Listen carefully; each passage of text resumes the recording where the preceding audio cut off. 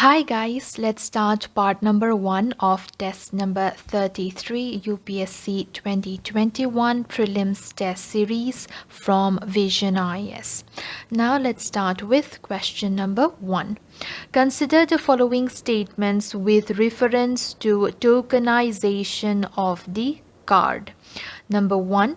It refers to the replacement of actual card details with an alternate secure code that can be used for the payments. This is correct. So tokenization, it refers to the replacement of actual card details with an alternate code called the token, which shall be used for a combination of card, token requester and device. So statement 1 is correct. Statement 2. There is no charge levied on the customer for availing this service. This is correct. The customer need not pay any charges for availing of this service. The tokenization of a card is not mandatory for a customer. There is no limit on the number of devices on which a card can be tokenized. So statement 2 is correct.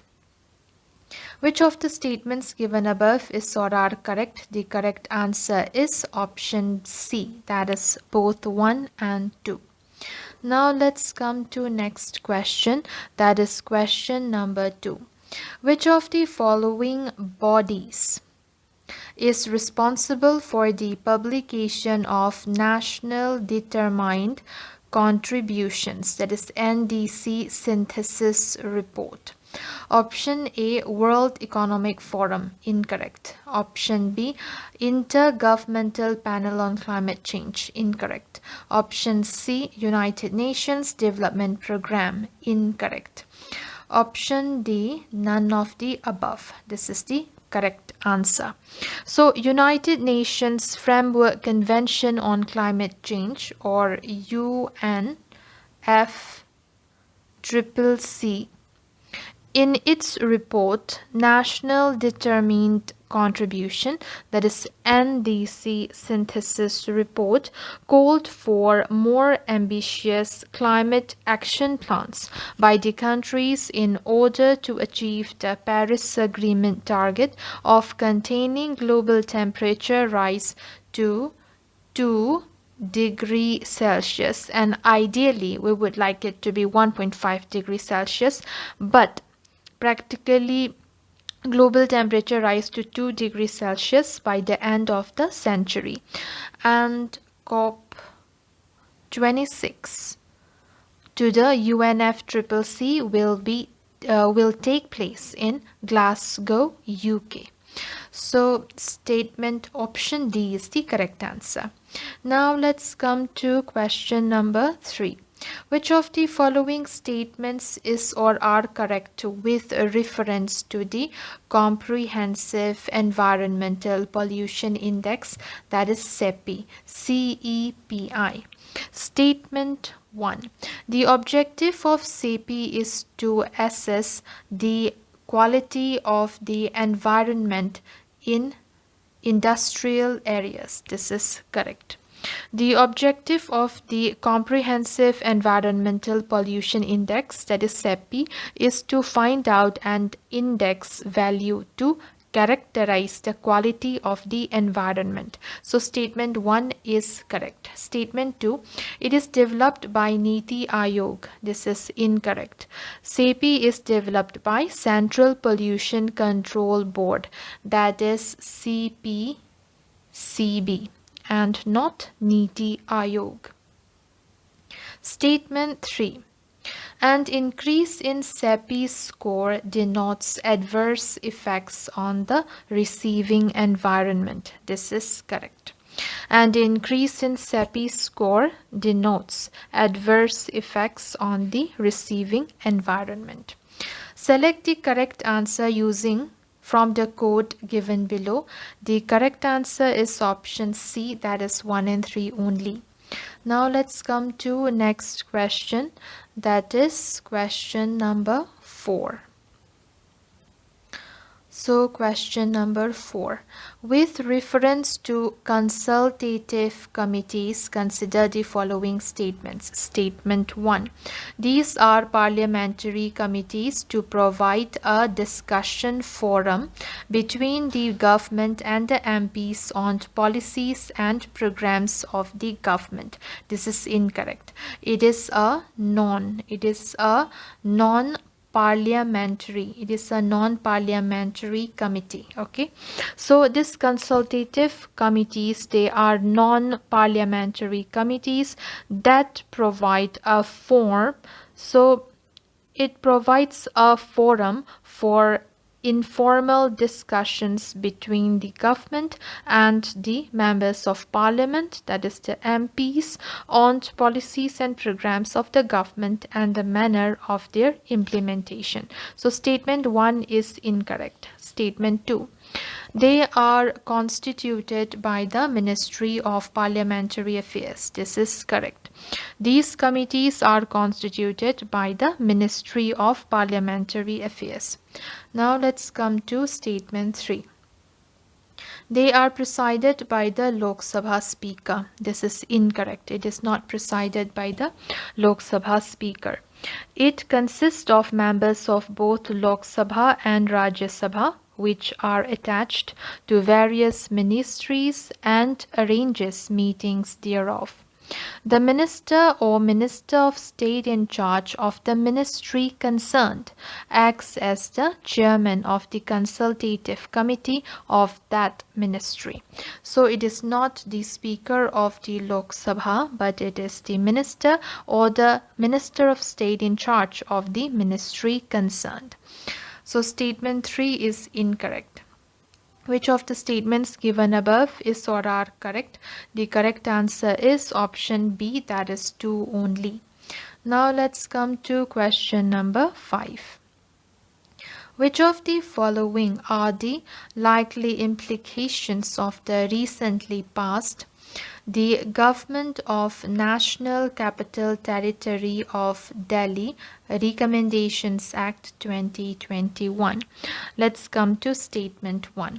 Lieutenant Governor of Delhi is required to reserve all bills passed by the Legislative Assembly for the consideration of the President. This is incorrect. It is not all the bills. So here it is incorrect. The Government of National Capital Territory of Delhi Amendment Act 2021 requires the Lieutenant Governor to reserve certain bills. So it is not all bills, but it requires to reserve certain bills passed by the Legislative Assembly for the consideration of the President. So statement 1 is incorrect. Now let's come to statement 2. Legislative Assembly would not be able to inquire into any day-to-day administrative matter of the NCT of Delhi. This is correct. The Act prohibits the Legislative Assembly from making any rule to enable itself or its committees to consider the matters of the day-to-day administration of the NCT of Delhi. So statement 2 is correct. Statement 3. All executive acts by the government, whether taken on the advice of the ministers or otherwise, will be taken in the name of the Lieutenant Governor. This is correct. The Act specifies that all the executive action by the government, whether taken on the advice of the ministers or otherwise, must be taken in the name of the Lieutenant Governor.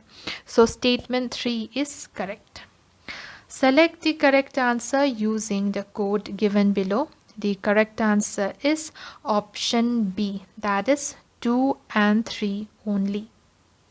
Question number 6. Consider the following statements with respect to biomining. Number 1, it is the process of using insectivorous plants to extract metals of economic interest from rock ores or mine waste. This is incorrect. It is not, this process does not use insectivorous plants. So statement 1 is incorrect. Biomining is the process of using microorganisms or microbes to extract metals of economic interest from rock ores or mine waste. So statement 1 is incorrect. It should be microbes. Statement 2. It can be used to clean up sites that have been polluted with metals. This is correct. Biomining techniques may also be used to clean up sites that have been polluted with metals. Some microbes can oxidize those metals, allowing them to dissolve in water. This is the basic process behind most biomining. So statement 2 is correct. Which of the statements given above is or are correct? The correct answer is option B, that is 2 only. Now let's come to next question, that is question number 7.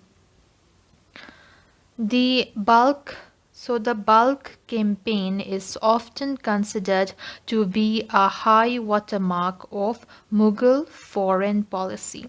Which of the following Mughal emperor started the bulk campaign? So Akbar, this is incorrect. Shahjahan, this is correct. So option B, Shahjahan is the correct answer. In 1646, so in 1646 to 1647, Mughal Emperor Shahjahan launched a military expedition to conquer Balkh and the neighboring province of Badakhshan. So he launched a military expedition to conquer Balkh. So option B, Shahjahan is the correct answer. Now let's come to question number 8. Consider the following pairs. On one side we have crop and on the other side we have the production zone of these crops. So the first one is coffee and its production zone is Sao Paulo. So this is correct. Coffee is grown in Sao Paulo, which is there in Brazil. So coffee production in Brazil is responsible for about a third of all coffee, making Brazil by far the world's largest producer. So the world's largest producer is Brazil. Minas Gerais, Sao Paulo and Paraná has the environment and climate for ideal coffee growing conditions. So all three of them, they are in Brazil. So statement 1, so the first pair is correctly matched. Number 2, wheat, and it's grown in prairies plain. This is correct. So prairies are known as the granaries of the world, and wheat and maize are the prominent crops of the prairies. So number 2 is correctly matched. Number 3, rice, and it is grown in Yangtze Basin. This is correct. Yangtze Basin is there in China. China is the world's largest producer of rice, and the crop makes up a little less than half of the country's total grain output. The early rice crop grows primarily in provinces along the Yangtze River and in provinces in the south. Intermediate and single crop late rice grow in the southwest and along the Yangtze River. So pair number 3 is also correct. So which of the pairs given above are correctly matched? So the correct answer is option C, that is 1, 2 and 3. Now let's come to next question, that is question number 9. Consider the following pollutants. And which of the above pollutants are examples of secondary pollutants? So what is this secondary pollutants? Secondary pollutants, they are defined as pollutants that form in the atmosphere. So they are not formed by industries or power plants or by the vehicles, but they are formed in the atmosphere. These secondary pollutants, they do not directly come from a source like vehicles or power plants. It forms as a result of the pollutants the sources emit and reacting with the molecules in the atmosphere. So the pollutants which emits into the environment directly form a source. So the pollutants which emits into the environment directly from a source. So these are called primary pollutants and they are not secondary pollutants. So the secondary pollutants, they are the pollutants that are formed in the atmosphere. So number 1, we have ground level ozone. This is correct. It is a secondary pollutant. It forms when primary pollutants like hydrocarbons and nitrogen oxides react with sunlight. So number 1 is correct. Number 2, acid rain. This is also correct. It is also a secondary pollutant. It is formed when water in the air combines with nitrogen oxides and sulfur dioxides and then it falls down on the surface of the earth.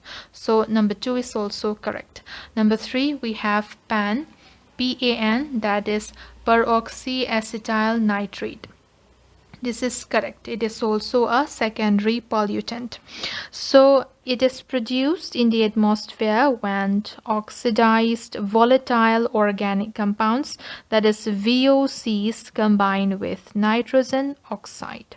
So number 3 is also correct. Then number 4, volatile nitrogen oxides, VOC. This is incorrect.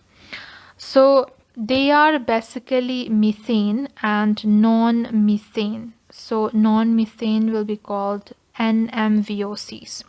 So this NMVOCs, it includes the aromatic compounds such as benzene, toluene, etc. So number 4 is incorrect. Number 5, oxides of nitrogen. This is also incorrect. It is not secondary pollutants, but they are primary pollutants. So number 5 is incorrect. Which of the above pollutants are examples of secondary pollutants? So the correct answer is option D, that is 1, 2 and 3 only. Now let's come to next question, that is question number 10. In the context of the Indian legal system, consider the following statements regarding plea bargaining. So regarding plea bargaining. Number 1, it refers to an accused negotiating for a lesser punishment by pleading guilty. So they are going to plead guilty to a less serious offense. This is correct. So plea bargaining refers to a person charged with a criminal offense negotiating with the prosecution for a lesser punishment than what is provided in law by pleading guilty to a less serious offense. And the plea bargaining has been introduced in the Criminal Procedure Code through the Criminal Law Amendment Act 2005. So number 1 is correct. Number 2, it can be initiated only by the accused. This is correct. It can be initiated only by the accused. Typically, the defendant will plead guilty to a lesser crime or for fewer charges than originally charged in exchange for a more lenient punishment than the defendant would get it convicted at trial. So it will be in exchange for a more lenient punishment than the defendant would get if convicted at trial. So number 2 is correct. Number 3, order passed in the case of plea bargaining cannot, so it cannot be appealed in any court of law. This is correct.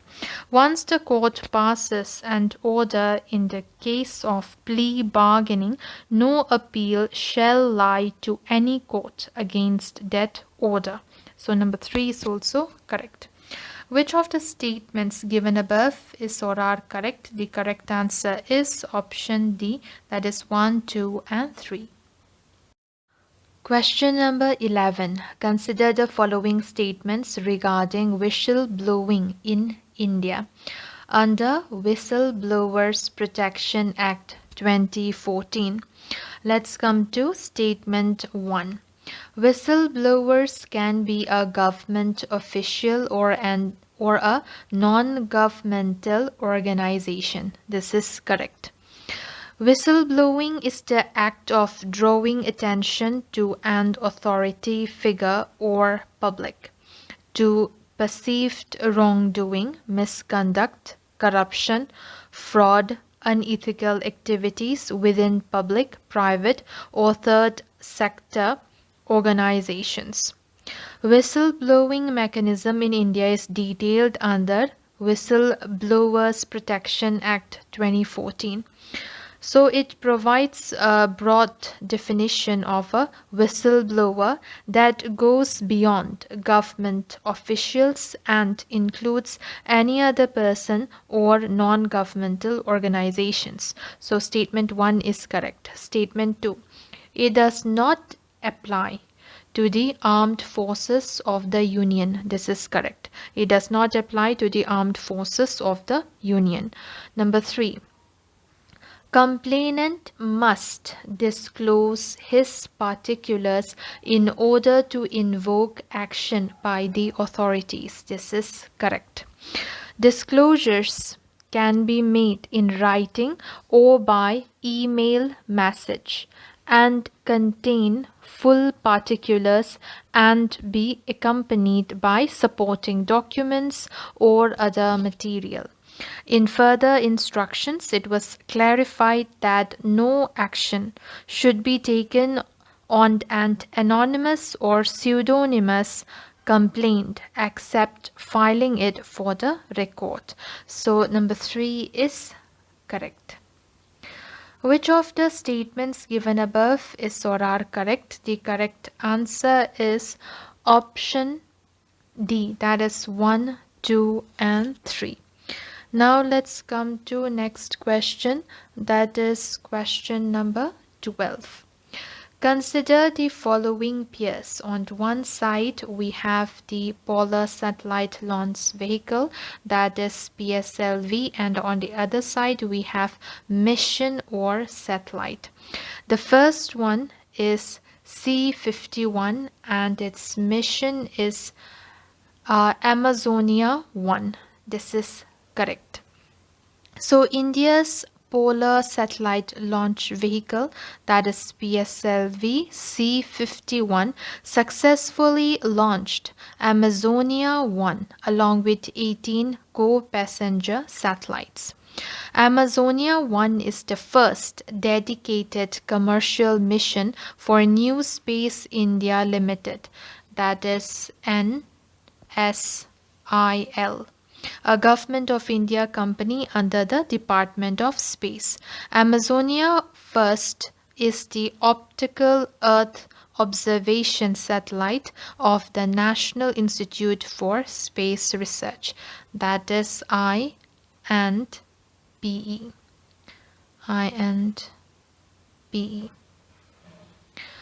Okay, so now let's come to number 2, C49, and it is paired with Cartosat 3. This is incorrect. PSLV C49 successfully launched EOS 01, so it should be EOS 01. So this is incorrect, but it should be EOS 01. EOS 01 is an Earth observation satellite intended for applications in agriculture, forestry, and disaster management support. So number 2 is incorrect. Number 3, C47 is being paired with EOS-01, Earth observation satellite 01. This is incorrect. So PSLV C47 has launched Cartosat 3. So it is Cartosat 3. So it has launched Cartosat 3. Cartosat 3 is a third generation agile advanced Earth observation satellite with high resolution imaging capability. It's developed by the ISRO. It will replace the IRS series. So it will replace the IRS series. So pair number 3 is incorrect. Now let's come to pair number 4, C50, and its mission or satellite is CMS-01. This is correct. India's communication satellite CMS-01 was successfully launched by PSLV C50. The satellite is positioned in the geostationary orbit. So pair number 4 is correctly matched.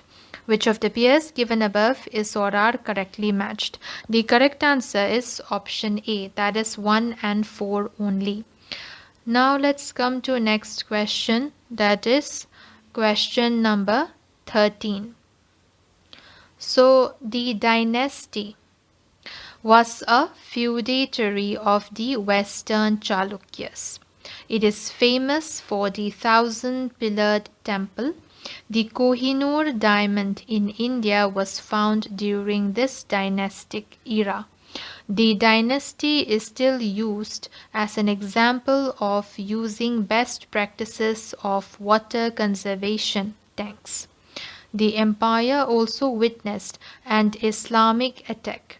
Which of the following dynasties is being referred to in the above passage?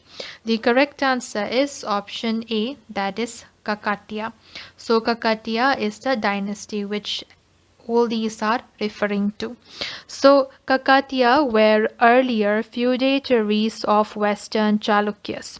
All three contemporary dynasties of Deccan, that is Hoysalas, Yadavas, and Kakatiyas, were feudatories of Western Chalukyas. So they were feudatories of Western Chalukyas. They faced Islamic invasion from 1310. So they faced Islamic invasion from 1310 by Alauddin Khilji and ultimately came under control of Delhi Sultanate in 1323. So it was the invasion by Sultan Ghiyasuddin Tughlaq which led to the control of the Kakatiya dynasty. So Kakatiya dynasty was famous for the construction of large tanks and used the sluiceware device in it to boost crop production. Kohinoor diamond was mined during Kakatiya rule from the Golconda mines. The 1,000-pillared temple at Hanamkonda is dedicated to Lord Shiva, Vishnu, and Surya. So option A, Kakatiya, is the right answer. Now let's come to next question, that is question number 14. Consider the following statements regarding the intellectual property rights, that is IPR regime in India. Now let's come to statement 1. So the Department for Promotion of Industry and Internal Trade, DPIIT, is entrusted. So it is entrusted with the matters concerning World Intellectual Property Organization. This is correct. So the Department of Promotion of Industry and Internal Trade, that is DPIIT, is entrusted with matters concerning the specialized UN agency on IPR, that is that is intellectual property rights. So the World Intellectual Property Organization, that is WIPO, including coordinations with other concerned ministries or departments. So statement 1 is correct. Now let's come to statement 2. The Protection of Plant Varieties and Farmers' Rights Act 2001 is implemented under the aegis of the Ministry of Environment, Forest and Climate Change. This is incorrect. It is not under the aegis of the Ministry of Environment, Forest and Climate Change, but it is under the aegis of the Ministry of Agriculture. So statement 2 is incorrect. Now let's come to statement number 3. The Intellectual Property Appellate Board hears appeals arising from the decisions of controllers of patents as well as registrars of trademarks and geographical indications. This is correct. The Intellectual Property Appellate Board hears appeals arising from the decisions of controllers of patents as also registrars of trademarks and geographical indications. So statement number 3 is correct. Now, which of these statements given above is or are correct? The correct answer is option A, that is 1 and 3 only. Now let's come to next question, that is question number 15. Which of the following acts can't be considered sedition in India? So, Indian Penal Code defines sedition, Section 124A, as an offence committed when any person brings or attempts to bring into hatred or contempt, or excites or attempts to excite disaffection towards the government established by law in India. So disaffection includes disloyalty and all feelings of enmity. However, comments without exciting or attempting to excite hatred, contempt, or disaffection do not constitute an offence under this section. So the constitutionality of sedition was challenged in the Supreme Court in Kedarnath versus State of Bihar in 1962. The court upheld the law on the basis that this power was required by the state to protect itself. It had added a vital caveat that a person could be prosecuted for sedition only if, so it is only if his acts caused incitement to violence or intention or tendency to create public disorder or cause disturbance of public peace. And in Balwant Singh versus State of Punjab, in the 1995 case, Supreme Court had clarified that merely shouting slogans does not account to sedition. So number 1, raising slogans against the government, this is not sedition. Number 2, inciting disaffection towards the government, this is sedition. Number 3, disturbance to public peace, this is also sedition. Select the correct answer using the code given below. The correct answer is option B, that is 2 and 3 only. Question number 16. Which of the following statements is or are correct regarding marine turtles in India? Statement 1. Only 5 species of marine turtles are found in Indian coastal waters. This is correct. Only 5 species of marine turtles are found. The Indian coastal waters support 5 species of sea turtles found worldwide. They are number 1, olive redley, number 2, green sea turtles. Number 3, hawksbill turtle. Number 4, leatherback turtle. And number 5, loggerhead turtle.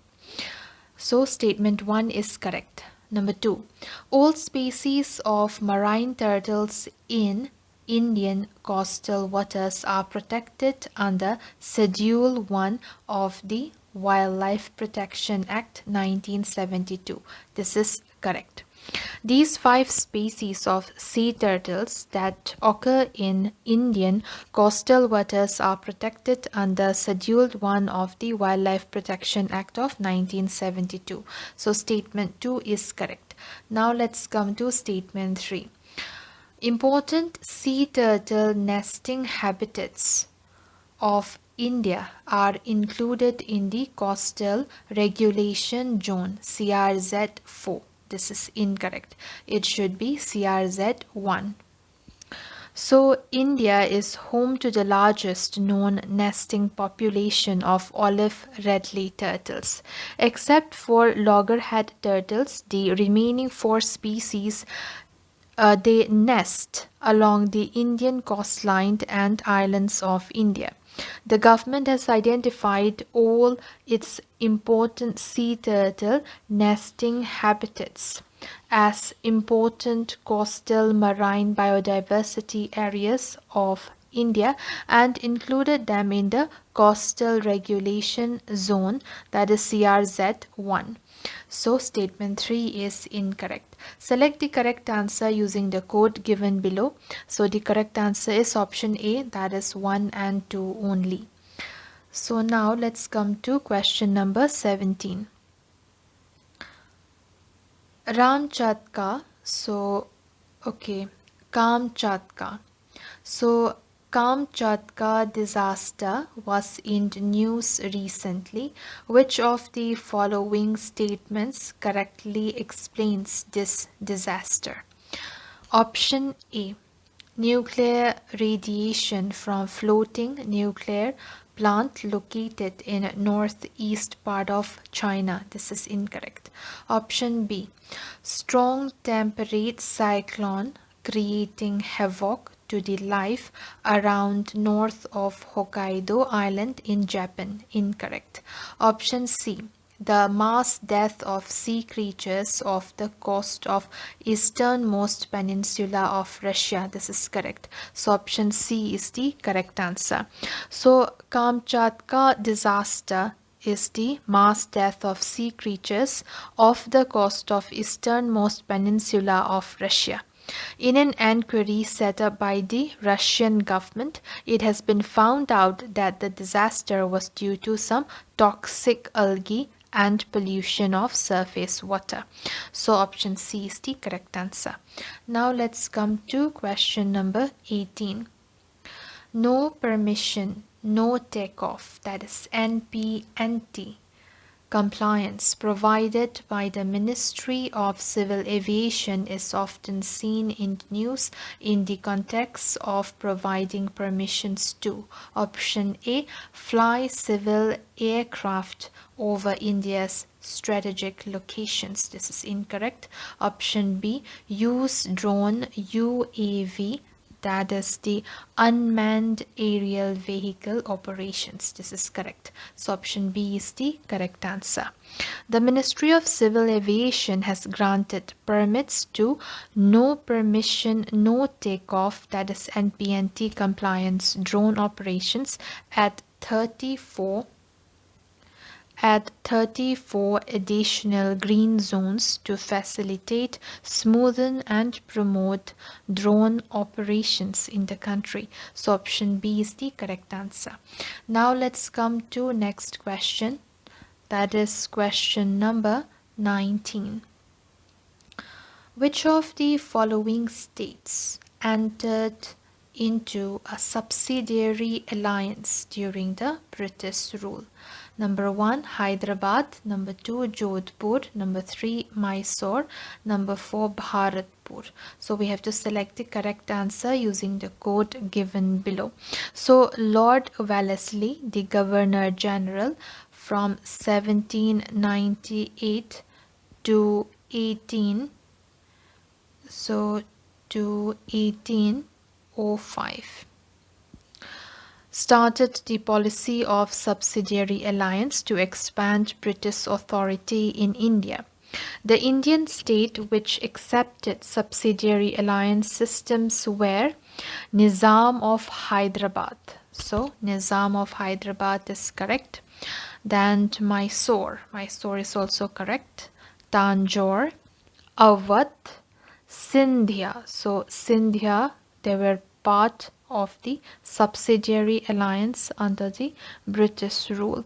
Then Peshwa, Bhosle of Berar, then Rajput states of Jodhpur and Jaipur. So Jodhpur was also there. Then we have Bharatpur. Bharatpur was also under the subsidiary alliance. Then Macheri also and Bundi also. So all the four of them, they all entered into a subsidiary alliance under the British rule. So the correct answer would be option D. That is 1, 2, 3 and 4. Now let's come to the next question, that is question number 20. With reference to goods and services tax, that is GST compensation, which of the following statements is or are correct? Statement 1. It is provided to states for a period of 5 years with 2015-16 considered as the base year. This is correct. So according to the Goods and Services Tax Compensation to States Act 2017, so Compensation to States Act 2017, compensation is to be provided to a state for a period of 5 years with 2015-16 assumed to be the base year. The projected nominal growth rate of revenue for a state during the transitional 5-year period is assumed to be 14% per annum. Statement 2. The GST compensation cess is levied in addition to regular GST on all goods to which GST is applicable. This is incorrect. It is not levied to all the goods to which GST is levied. So statement 2 is incorrect.